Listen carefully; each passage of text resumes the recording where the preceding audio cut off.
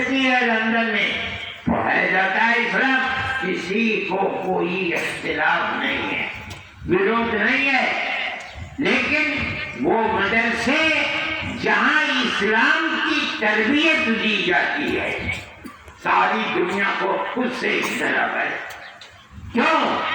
وہاں پڑھایا جاتا ہے مگر مسلمان کو مسلمان بنایا نہیں جاتا ہے، مدرسوں میں مسلمان کی تربیت کر کے طالب علم کو مسلمان بنایا جاتا ہے، وہ ٹوپی پہنتا ہے، نماز پڑھتا ہے، اپنے آپ کو منکرات سے بچاتا ہے، پاجامہ لنگی پہنتا ہے، ٹخنوں کو کھلا رکھتا ہے، کیوں؟ اللہ کے رسول نے منع فرمایا ہے۔ یہ جو تربیت ہے ساری دنیا اسی تربیت سے دور رکھنا چاہتی ہے۔ میں یہ کہتا ہوں کہ اصل چیز تعلیم ہی نہیں ہے، بہت بڑی چیز ہے، اصل چیز ہے اس تعلیم کے مطابق طالب علم کی تربیت۔ کیا مطلب ہے؟ علم اور اس کے بعد عمل سب سے بڑی چیز ہے۔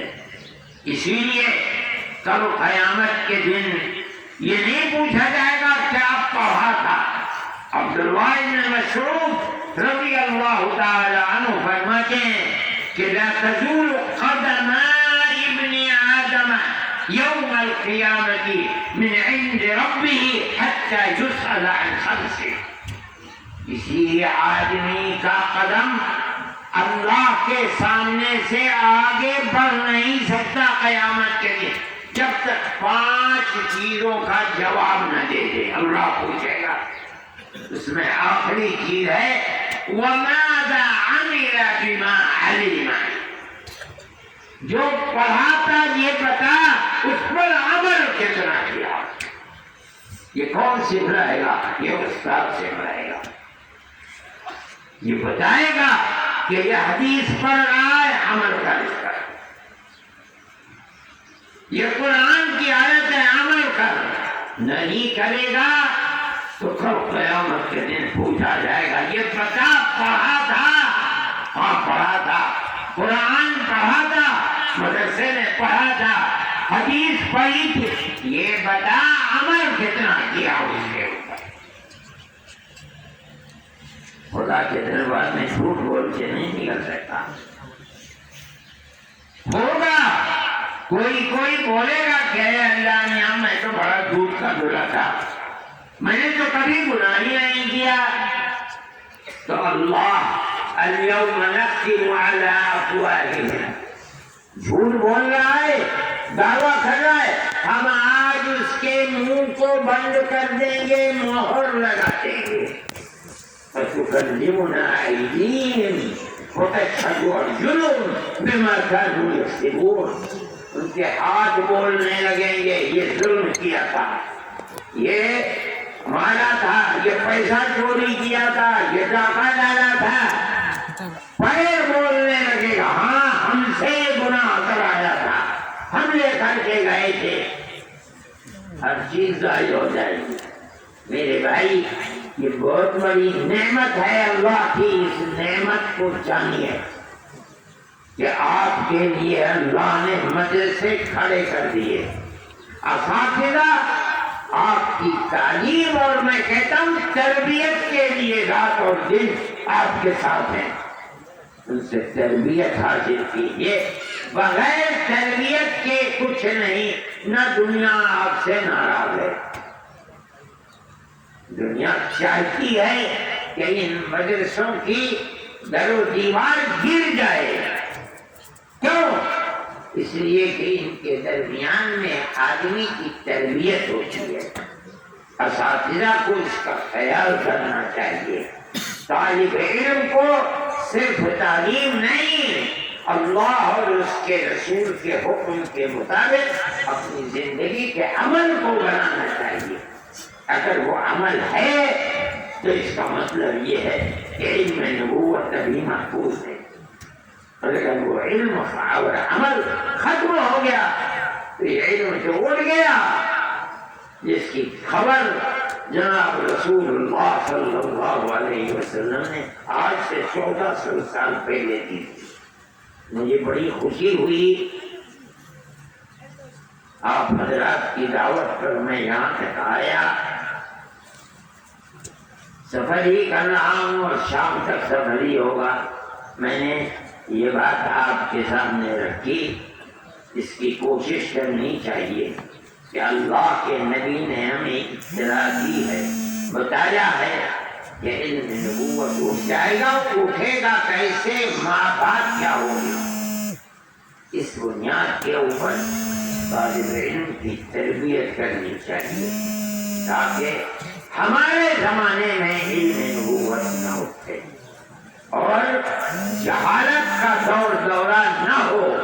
ہمیں یہ کوشش کرنی چاہیے، اگر ہم اس کوشش کو کریں گے تو اللہ ہم سے راضی ہوگا اور اس کا حبیب ہم سے راضی ہوگا۔ یہ کوشش کرنی چاہیے، جو کی جا سکتی ہے کی جائے۔